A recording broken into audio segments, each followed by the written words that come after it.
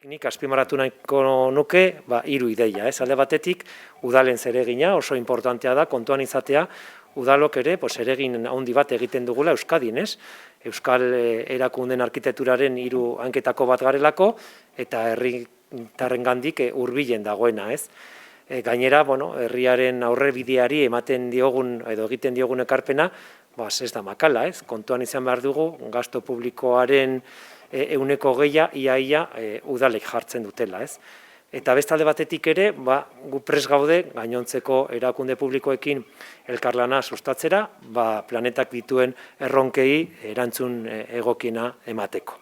Beraz, alde batetik oso importantea da udalen zeregina. Bestalde batetik, esan beharra dago bilera honetatik oso pozik agertzen garela, eta baita ere esker honez. Eta hori esan beharra dago, Eudel anitza da, gure gizartea bezala, eta azken finean ordezkariak ere bakoitzak dauka bere ideologia eta bere pentsa moldea, baina denok izendatzaile komun bat partekatzen dugu. Eta da, 2030 agendak ezartzen duen ibilbide hori.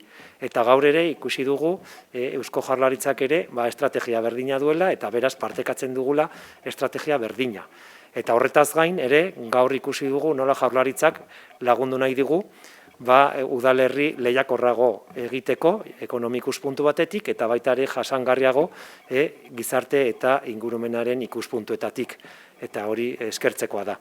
Eta azkenik, Eudelen aleginak egingo ditugu, beharrezkoa den elkarlan hori, Jaurlaritzaren eta Euskal Udalen arteko elkarlan hori koipesteko eta estutzeko, aleginak egingo ditugu Eudelen, laguntza guztia, handia den udalerrietatik txikinetara ailegatzeko.